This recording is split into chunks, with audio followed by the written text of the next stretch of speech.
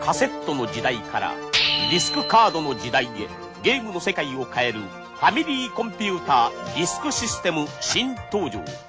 本体にラムアダプターとディスクドライブを接続し、3倍の能力を持ったディスクカードを使うとドラマチックなゲーム内容に大きく変身。ファミリーコンピューターディスクシステム新発売。In 1986, Nintendo released the Famicom disk system, not only as a system that would have cheaper to produce floppy disks, but as a way to make bigger and better games up to 112 kilobytes big, that could make the games more realized experiences. And they proved that point by releasing The Legend of Zelda when the add-on launched on February 21st, a huge action-adventure game with some RPG elements that absolutely knocked this idea out of the park. Later that same year, however, Capcom would put out a port of their arcade game Ghosts and Goblins on a Famicom cart, and this cart would be 128 kilobytes big, the first for a Famicom game, proving that the Famicom disk system wasn't just a system for bigger games. Big games could exist on a simple little cart, no extra console required. Another game to make the disk system less impressive was Chunsoft and Enix's Dragon Quest, a full-fledged RPG right there on a cartridge. This didn't damage the disk system's reputation, at least not for a while when these big Famicom games could still be a rarity, but it was a sign that big releases on the main system were not to be ignored, as both of those games were very popular. And considering the disk system wasn't a major seller, maybe releasing a game on a cartridge wouldn't be a bad investment in the long run. Enter Namco, an arcade developer turned publisher, publishing mostly their arcade games to the Famicom and a few extra games for other companies. At this point, they released two original games for the Famicom, Starluster and Chojuku Yosai Macross. Both shoot-em-ups, although both very different from each other, but at the same time, nothing really outstanding. Starluster, while impressive as a first-person shoot-em-up, in the long run ended up being pretty boring. While Macross definitely kept things more familiar as a horizontal shoot-em-up, but with a robot-changing speed gimmick made the game more frustrating and unplayable. Besides, they were both shoot-em-ups in 1985, a time when the console was loaded with shoot-em-ups. It was hard to stand out from the crowd. So if Namco was to return to the realm of original titles, it would need to be a genre that could stand out from the pack. And one genre that was certainly standing out was the adventure and RPG genre, with games like, as mentioned before, The Legend of Zelda, and also released on the Famicom was a port of the PC game Hydlide. I mean, there was a market for games like this on a console, as both of these were pretty popular titles in their time. So the final result from Namco was another adventure RPG, like Hydlide, like Zelda, only there was one thing special about it. It starred a girl. That's right, 5 days before Metroid shocked the industry disguising their woman character as a dude, Namco was here slapping a girl right on the cover without even sugarcoating it. You know, I hear a lot about how Samus's big reveal at the end of the original Metroid was groundbreaking, because the only way you would play as a woman in a video game is if you thought she was a badass male space marine from the start. But meanwhile, in Japan, who cares? Let's just have ladies star in video games. There was Puyon, there was Onyenkyo Town, there was City Connection, and today we have Valkyrie no Boken, Toki no Kagi Densetsu, translating to Valkyrie's Adventure, Legend of the Time Key, thanks to a translation from DVD Translations on ROMHacking.net.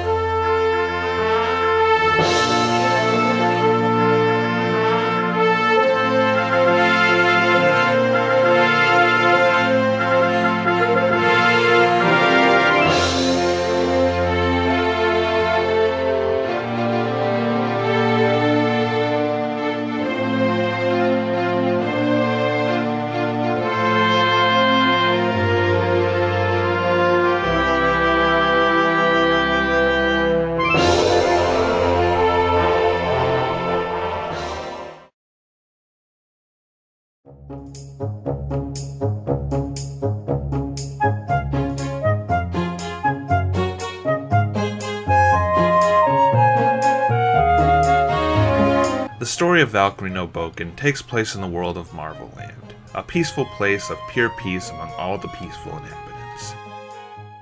Clearly something bad's gonna happen, and what a shock it does. A long time ago, a great evil was sealed inside a clock tower alongside the Key of Time, and one day the clock stopped ticking and required a villager to rewind the clock. Unfortunately, he had some butterfingers and dropped the key, releasing the great ancient evil to the world, Zona. He ruins Marvel Land's peaceful peace with Zoni, destroying villages and towns, and causes many of the species to turn vicious and evil. And to make sure no one stops his evil, Zona takes the key himself to his evil lair, built right on top of the ruined clock tower. Clearly Marvel Land needs a hero. And Marvel Land's hero is Kurino Sandra. This, frog gelatin dude? Anyways, he is the hero Marvel Land seeks. Sadly, he is no match for Zona's evil, and he would meet his end by the evils of the land. So without anywhere else to turn, Marvel Land turns to the gods for help.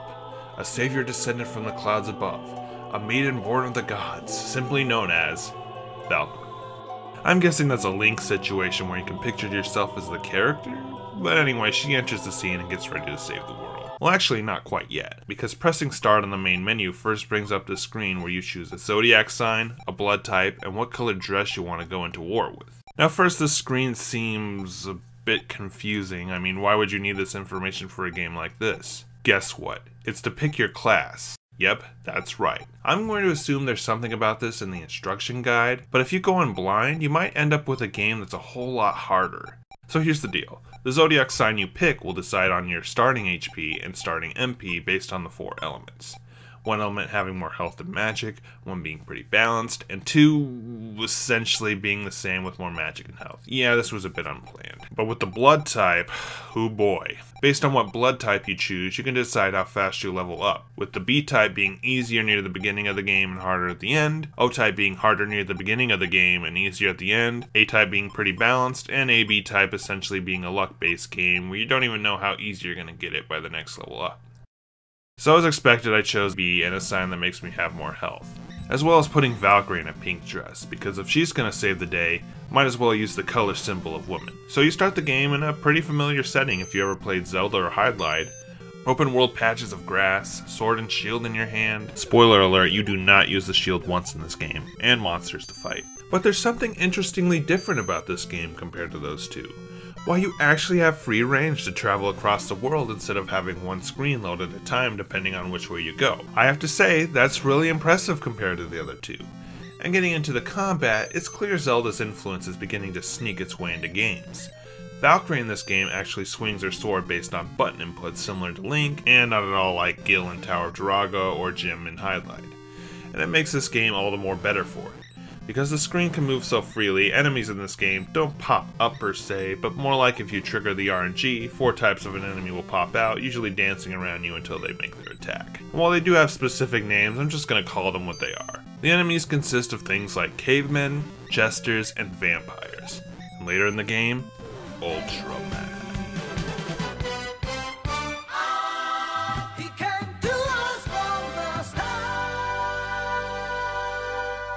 So you've played long enough and you probably realize that like Zelda, you have a little inventory box of items you've collected that might be found on the ground or even dropped by enemies. Stuff like a health and poison cure potion, lanterns, or if you're lucky, an axe acting as a second weapon somewhat, where you can cut down trees, and also mount somehow. Well, she is of the gods, so what's gonna stop her?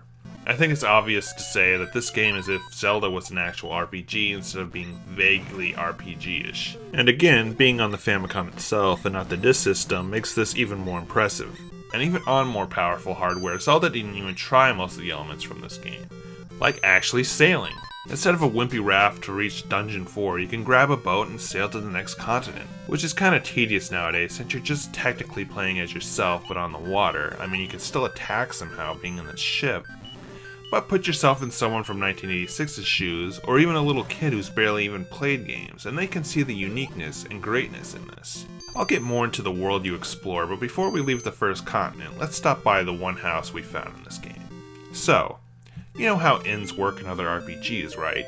You pay a set amount of money, usually getting increasingly bigger the further you are into the game, and heal completely. Well, Valkyrie no Boken definitely has their own take on how inns work, and one of the most unique takes on inns in an RPG I've ever seen. The inn serves as a way to see how much HP, MP, and how long it takes to reach your next level, combined with your current level, what spells you have, and your incredibly long password, which thankfully I never had to fill out. But most importantly, you refill your health and magic, and save by sleeping in the bed as expected, and you pay 1 coin for 1 health and magic point you need healed.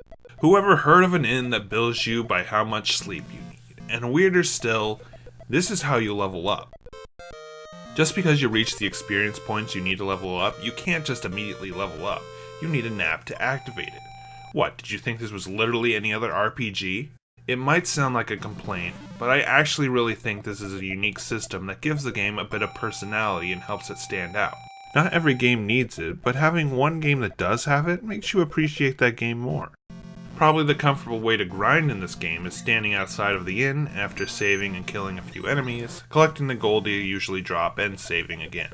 And you know what? After playing the first Dragon Quest game, I kind of find myself liking these kinds of games where most of the time is spent grinding. Maybe I'll keep it safe near the inn, and maybe I'll branch out towards an uncommon piece of land fighting more skilled enemies. Exploring in this game is a lot like playing the first ever wave of open world games. A lot like I said with The Legend of Zelda, it's just fun to explore. But leveling up unfortunately just raises our health, magic, and may grant us a spell depending on what class you chose. But we need to get ourselves more strength. Kill this abomination and collect the ship, and let's head on over to the next continent.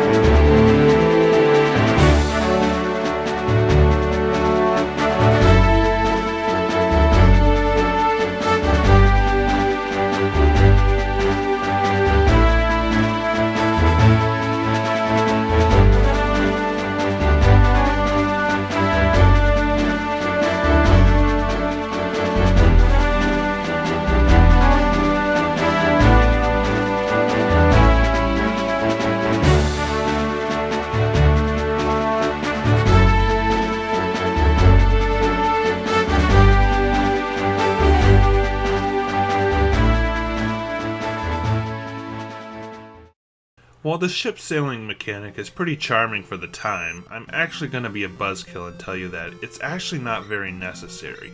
Near the bottom of the first continent is an actual warp point that lets you warp to the second continent, to a few nearby places no problem. Of course, granted, you might run into some pretty dangerous enemies, but it still kind of feels like a letdown of being a sailor trekking the various seas. But in the long run, saves a lot of time when you need to get back on track after dying. Thankfully, you'll eventually run into another inn, but next to it will be one of the shops, run by a Sandra, the species of Kirino Sandra, and the only NPC in this entire game.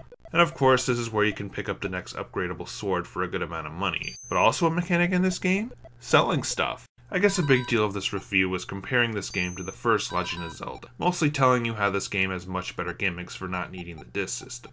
Of course, it's all apples and oranges. Zelda doesn't need a shop to sell items to be great, but so far I'm willing to say that Valkyrie no Boken, at least on paper, is a much better game than The Legend of Zelda. Now granted, Zelda is more graphically interesting, has the better music to boot, and I think the combat is more fun too. But combining the sword swinging from a Zelda game with more RPG gimmicks like Dragon Quest makes this one of the most impressive original games for the Famicom we've seen so far. So the question is, why hasn't this been talked about more, at least in the Japanese-only RPG section of the game? I'll discuss the series' legacy later, but still, in a time when RPGs were becoming the next biggest fad in Japan, surely this has to be among the greats. Well, of course you would think that, but then you get into the biggest problem with this game. The dungeons. Of course, what RPG doesn't have dungeons? They were great in Zelda and serviceable in Dragon Quest. Well, in Valkyrie, they're a bit bad. No, they're worse than bad. They're straight up awful. Some of the worst dungeons I've ever played through. In fact, I'm gonna call it now. These dungeons are the reason why this game has never really lived on as an underrated Famicom gem. Well, let's get started. You hop in and immediately the screen is pitch black. Thankfully, one of the many dropped lanterns could solve this problem, for the most part. This game has a day and night system, and it's actually just relevant towards this lantern gimmick, with the exception of one other part of the game, but we'll get into that later. So yeah, once day returns from night, the lantern's effects run out. You heard that right. A day to night system affecting a part of the game you don't even see the effects of. That is just a level of incompetent game design I didn't even think could be reached. But if you think that's incompetent, wait till you actually face the enemies in the dungeons that pop up in droves and are at least 8 times more stronger and aggressive than the enemies on the overworld. And it feels like their spawn rate is twice as more common. There's no better way to say it. You will die going through these dungeons multiple times, and the worst part about it is, getting through these dungeons are mandatory. I repeat, mandatory to get through because of some special item needed to beat the game. And to get these items are quite a trek because they're usually located at the end of a long pathway of twists and turns in weird directions just to face a monster, then immediately step on a bed of spikes just to get the item, or go through a poisonous swamp that drains your health every step you take. So by the end of it, you probably aren't even getting this item without trial and error. Oh, who am I kidding? The enemies are so rabid you'll probably die 2 hallways in.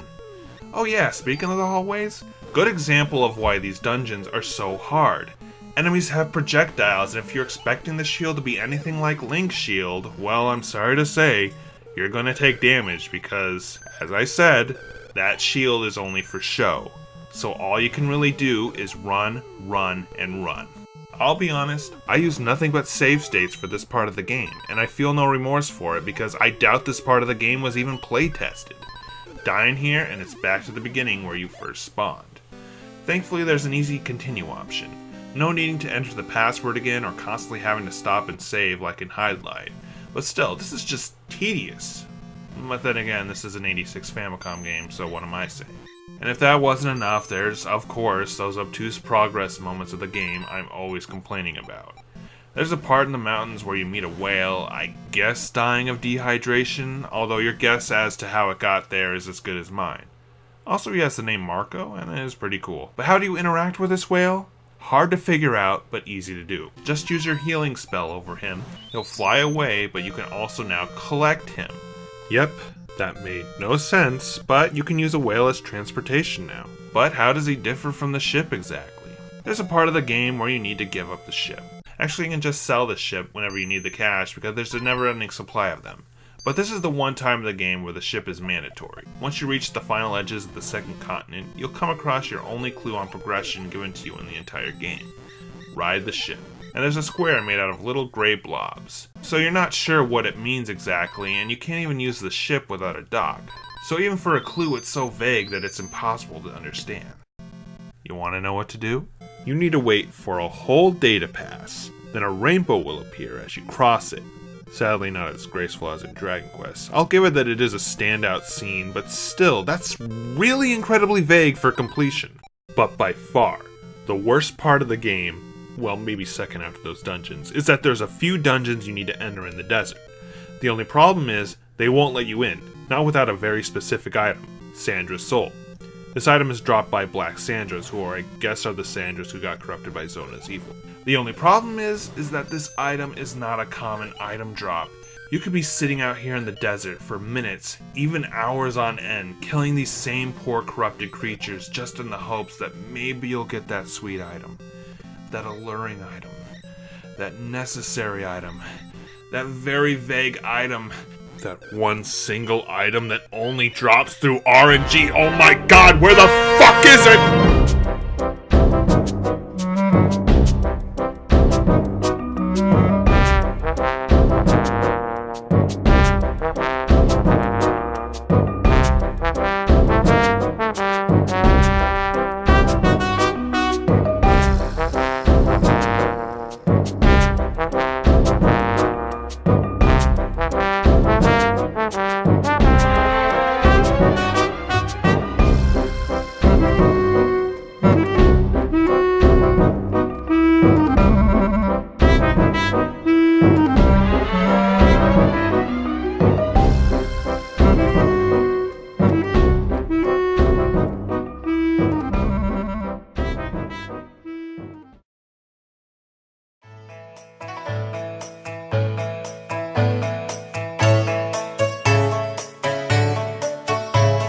While Valkyrie no Boken does have credits at the end of the game, they're sadly the kind of credits you can't really document. The directors of this game are listed as S. Mako and Aquab. I'm guessing none of these guys are Toru Iwatani. There's only 2 people who've been identified as working on this game that have been discovered. The first one is the game's composer, Hiroyuki Kawada. Sadly, I can't call any of the compositions in this game good, I didn't like any of them, but that hasn't stopped him from working on a ton of music for notable games like Soul Blade, Tekken 3, Smash Bros. 4, Boken Tournament, and most recently Jump Force. It's interesting to note that his first game credited was on Namco's first Famicom game, Star Luster. So there's a good possibility Namco had a special home market division of production specifically for Famicom games at this time. Of course, this was all speculation, as some of Kawada's other work around this time was Namco's Star Wars game and their game based on Japanese comedian Sanma Akashita, both released on the Famicom. However, it's not been shown who everyone who worked there was, so who's to say they aren't still in the industry today. The second is Hiroshi Fuji, who was the main designer of the characters in this game. And we could probably call him the creator of Valkyrie, giving her her iconic Norse design on the cover. Of course, in the game, Valkyrie looks nothing like her box art counterpart, because according to Fuji, he designed the in-game graphics first and the box art second. And his box art is actually pretty good. He designed a few of the box art for Namco Famicom games like Sky Kid, Tower Babel, and the Family Sports series. But let's not forget, he has done some manga series in the past, one of which being an adaptation of a little game called Valkyrie no Boken, Toki Kagi Densetsu, called The Birth of Valkyrie, and its sequel series, The Glory of Valkyrie. I guess this is a good time to transition into talking about the Valkyrie series itself. I honestly find the first game a bit of a mixed bag. I love a lot of elements of it, and I hate a lot of them too, which means I'm pretty much 50-50 on it, leaning to a more positive opinion. Now, of course, this game was one of the first of its time, and it can be understood why it is this way. Maybe with a sequel, you could add a bit of quality of life improvements, and maybe design the dungeons in a way that they don't destroy you every time. Well, that sequel was planned for the MSX2 for release in 1989, but of course never came out. Reasoning? I'm not sure. Maybe the first game wasn't really that popular enough to warrant it, but from details including 500 characters and several key events, it sounded like an incredible improvement. So that's a bit disappointing, but if you were in Japan in 1989, there was still something Valkyrie related to hold you over.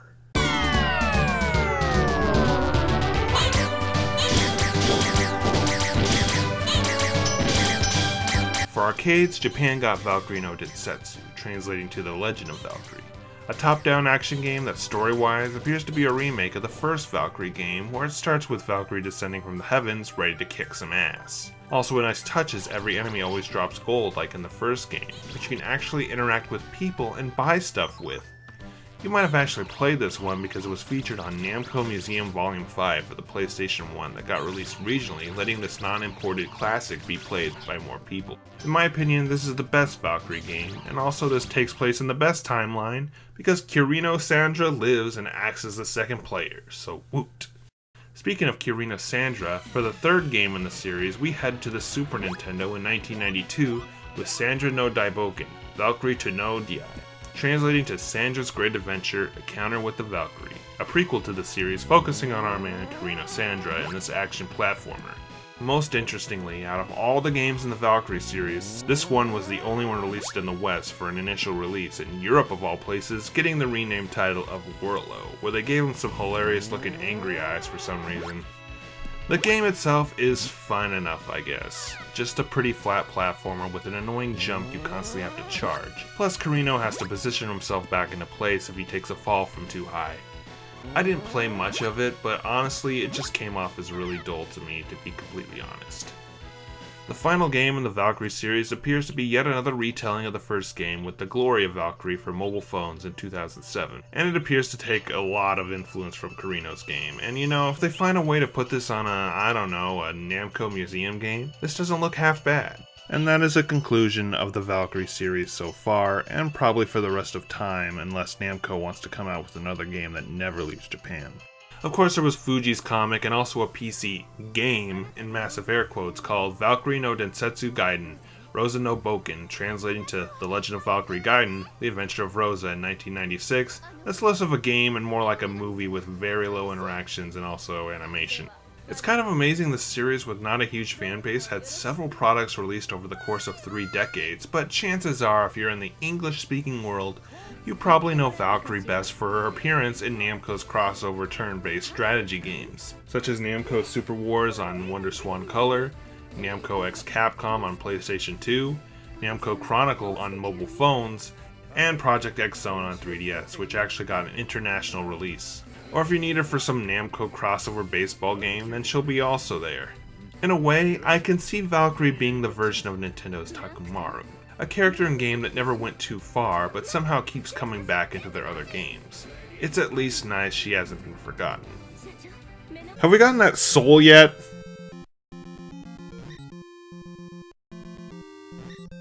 Oh, thank goodness we finally have. It took long enough.